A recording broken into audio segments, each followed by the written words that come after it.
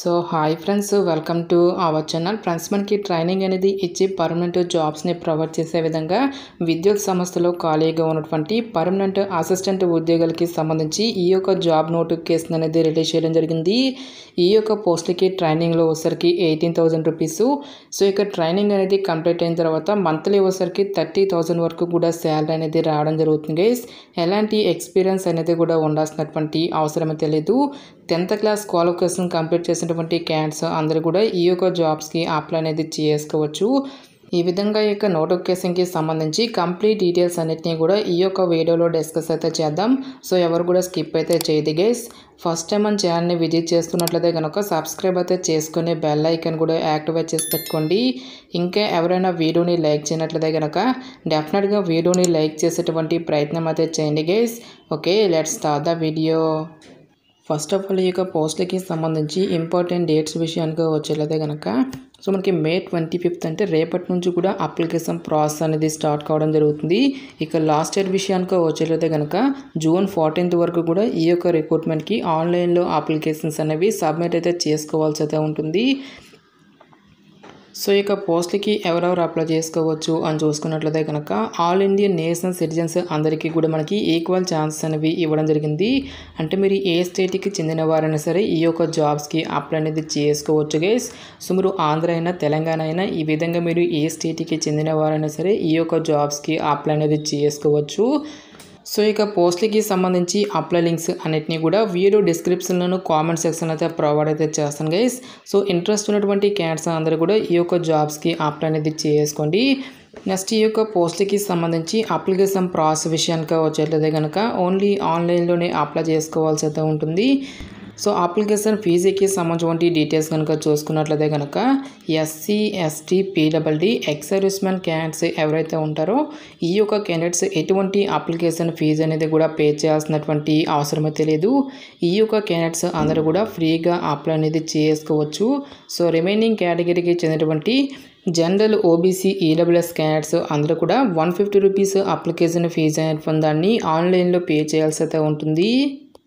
So postal వైజ్గా వేకెన్సీస్కి సంబంధించిన డీటెయిల్స్తో పాటు పే స్కేల్ అనేది ఏ విధంగా ఉంటుంది, ఏజ్ లిమిట్కి సంబంధించిన డీటెయిల్స్ కనుక చూసుకున్నట్లయితే కనుక సో ఇక పోస్ట్లకి అప్లై చేసుకోవడానికి మీకు మినిమం ఏజ్ అనేది 18 years అయితే కంప్లీట్ అయి ఉండాలి. జనరల్ అభ్యర్థులు వచ్చేసరికి 30 years వరకు కూడా అప్లై అనేది చేసుకోవచ్చు గైస్.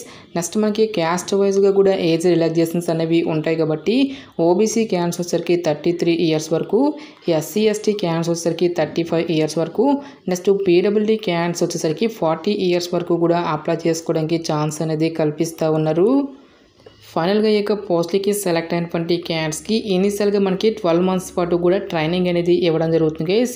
సో ఇక ట్రైనింగ్ పీరియడ్లో మంత్లీ వచ్చేసరికి 18,000 వరకు కూడా శాలరీ అనేది పే చేయడం జరుగుతుంది. నెక్స్ట్ 6 monthsకి వచ్చేసరికి 18,000 నుంచి 18,500 వరకు కూడా ఈ యొక్క శాలరీ అనేది ఇంక్రీజ్ అనేది చేయడం జరుగుతుంది. ఈ విధంగా ఎవరైతే యొక్క ట్రైనింగ్ అనేది సక్సెస్ఫుల్గా కంప్లీట్ చేసినటువంటి క్యాండిడేట్స్కి ఇదే సంస్థలో మీకు పర్మనెంట్ జాబ్ అనేది ఇవ్వడం జరుగుతుంది. ఈ విధంగా ఎవరికైతే రెగ్యులరైజేషన్ అనేది కంప్లీట్ చేసినటువంటి క్యాండిడేట్స్కి మంత్లీ వచ్చేసరికి 31,000 వరకు కూడా శాలరీ అనేది పే చేయడం జరుగుతుంది అని చెప్పేసి ఇక్కడ మనకి రిక్రూట్మెంట్ నోటిఫికేషన్లోనే క్లియర్గా మెన్షన్ చేయడం జరిగింది. సో టోటల్గా మనకి ఈ యొక్క నోటిఫికేషన్ ద్వారా 10 different types ఆఫ్ వేకెన్సీస్ని రిక్రూట్మెంట్ అనేది చేయడం జరుగుతుంది. సో ఇక్కడ మనకి ఏ కాంప్లెక్స్లలో ఎన్నెన్ని వేకెన్సీ అనేవి కేటాయించినటువంటి డీటెయిల్స్తో పాటు ఏ క్యాస్ట్ వరకు ఎన్నెన్ని వేకెన్సీ అనేవి కేటాయించినటువంటి కంప్లీట్ డీటెయిల్స్ అన్నిటిని కూడా మనకి ఇక్కడ నోటిఫికేషన్లో క్లియర్గా మెన్షన్ చేయడం జరిగింది. ఫైనల్గా మనకి కిరండల్ కాంప్లెక్స్లో వచ్చేసరికి 86 నెంబర్ ఆఫ్ వేకెన్సీ అనేవి కేటాయించడం జరిగింది. ఈ యొక్క వేకెన్సీలో ఓపెన్ కేటగిరీలో మనకి 34 వేకెన్సీస్తో పాటు EWS వరకు 9, OBC వరకు 5 వేకెన్సీస్తో పాటు ST వరకు 28, SC వరకు 10 వేకెన్సీ అనేవి కేటాయించడం జరిగింది. ఈ విధంగా మనకి అన్ని క్యాస్ట్ల వరకు కూడా వేకెన్సీ అనేవి కేటాయించడం జరిగింది గైస్. నెక్స్ట్ మనకి ఓపెన్ కేటగిరీలో కూడా మనకి వేకెన్సీ అనేవి కేటాయించారు కాబట్టి ఈ యొక్క విభాగంలో ఉన్నటువంటి పోస్టులకి మీరు ఏ క్యాస్ట్కి చెందిన వారైనా సరే అప్లై అనేది చేసుకోవచ్చు. ఈ విధంగా ఇక్కడ మనకి ప్రతి ఒక్క పోస్ట్కి ఏ కేటగిరీలో ఎన్నెన్ని వేకెన్సీ అనేవి కేటాయించినటువంటి టోటల్ డీటెయిల్స్ అన్నిటిని కూడా మనకి ఇక్కడ జాబ్ డీటెయిల్స్లోనే క్లియర్గా మెన్షన్ చేయడం జరిగింది.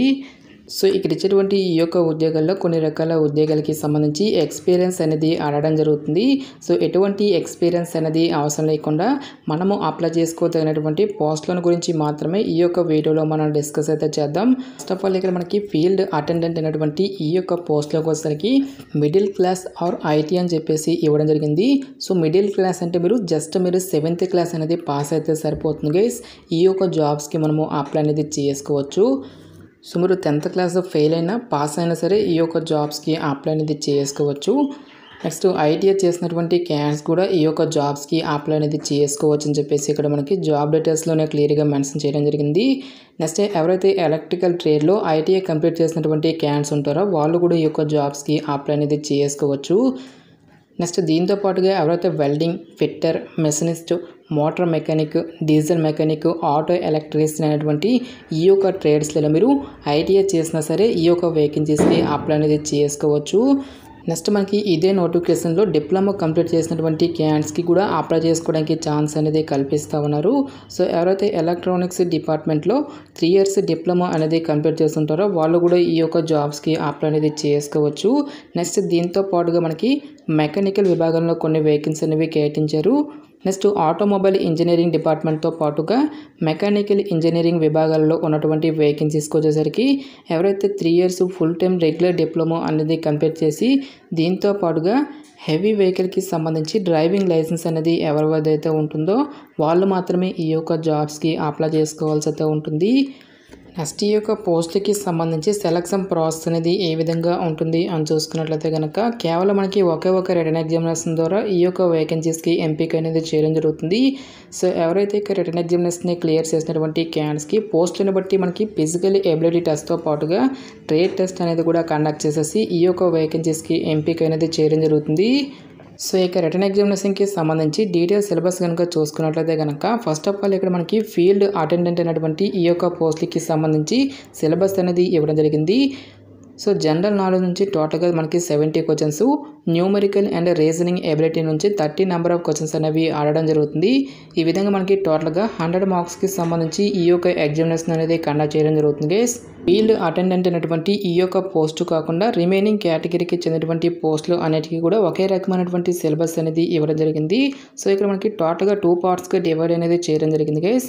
Part 1లో మనకి సబ్జెక్ట్ నాలెడ్జ్కి రిలేటెడ్గా 30 నెంబర్ ఆఫ్ క్వశ్చన్స్ అనేవి మనకి ఆడడం జరుగుతుంది. Part 2లో వచ్చేసరికి జనరల్ నాలెడ్జ్ నుంచి 50 questions, numerical and reasoning ability నుంచి 20 నెంబర్ ఆఫ్ క్వశ్చన్స్ అనేవి ఆడడం జరుగుతుంది. సో ఈచ్ వన్ కరెక్ట్ ఆన్సర్కి ఇక్కడ మనకి 1 మార్క్ అనేది కేటాయిస్తారు గైస్. నెక్స్ట్ మనకి నెగిటివ్ మార్కింగ్ అనేది కూడా ఉంటుంది. ఓన్లీ ఇంగ్లీష్ అండ్ హిందీ లాంగ్వేజ్లో మాత్రమే మనకి ఈ యొక్క క్వశ్చన్స్ అనేవి రావడం జరుగుతుంది గైస్. ఎవరైతే ఇక రిటన్ ఎగ్జామినేషన్ని క్లియర్ చేసినటువంటి క్యాండిడేట్స్కి ఫర్దర్గా మనకి ఫిజికల్ ఎబిలిటీ టెస్ట్తో పాటుగా ట్రేడ్ టెస్ట్ అనేది కూడా కండక్ట్ చేసేసి ఈ యొక్క వేకెన్సీస్కి ఎంపిక అనేది చేయడం జరుగుతుంది. సో ఇక ట్రేడ్ టెస్ట్తో పాటు ఫిజికల్ ఎబిలిటీ టెస్ట్లు అన్నీ కూడా జస్ట్ క్వాలిఫైడ్ నేచర్లో మాత్రమే ఉంటాయి గైస్. ఫైనల్ మెరిట్ అనేది మాత్రం కంప్యూటర్ బేస్డ్ ఎగ్జామినేషన్లో వచ్చేటువంటి మార్క్స్ని బేస్ చేసుకొని అభ్యర్థులను అయితే షార్ట్ లిస్ట్ అనేది చేయడం జరుగుతుంది. నెక్స్ట్ ఎగ్జామినేషన్ సెంటర్స్కి సంబంధించిన డీటెయిల్స్ అన్నిటినీ కూడా ఫర్దర్గా మనకి ఆఫీషియల్ వెబ్సైట్లో అయితే అనౌన్స్ అనేది చేయడం జరుగుతుంది. సో ఈ యొక్క జాబ్ నోటిఫికేషన్ అనేది మనకి ఎక్కడి నుంచి వచ్చింది అని చూసుకున్నట్లయితే కనుక సో గవర్నమెంట్ ఆఫ్ ఇండియా కింద పనిచేస్తున్నటువంటి NMDC లిమిటెడ్ అనేటువంటి యొక్క కేంద్ర ప్రభుత్వ సంస్థ నుంచి ఆఫీషియల్గా రిలీజ్ అయినటువంటి యొక్క పర్మనెంట్ అసిస్టెంట్ ఉద్యోగాలకి సంబంధించిన job notification details interest eligible candidates డెఫినెట్గా ఈ యొక్క రిక్రూట్మెంట్కి అప్లై అనేది చేసుకోండి. సో ఈ యొక్క పోస్ట్కి సంబంధించిన లింక్స్ అన్నిటినీ కూడా వీడియో డిస్క్రిప్షన్లోనూ కామెంట్ సెక్షన్ అయితే ప్రొవైడ్ అయితే చేస్తాను గైస్. ఇంకా ఈ యొక్క నోటిఫికేషన్కి సంబంధించి మీకు ఎటువంటి డౌట్స్ వచ్చినా సరే నాకు కామెంట్ సెక్షన్లో కామెంట్ అయితే చేయండి. ఇటువంటి మరిన్ని జాబ్ అప్డేట్స్ కోసం మన ఛానల్ని సబ్స్క్రైబ్ చేసుకుని బెల్ ఐకాన్ కూడా యాక్టివేట్ చేసి పెట్టుకోండి. సో ఇది ఫ్రెండ్స్ ఇవాల్టి వీడియో. రేపు మరొక మంచి జాబ్ అప్డేట్తో మళ్ళీ మీ ముందుకు రావడం జరుగుతుంది. Thanks for watching this video.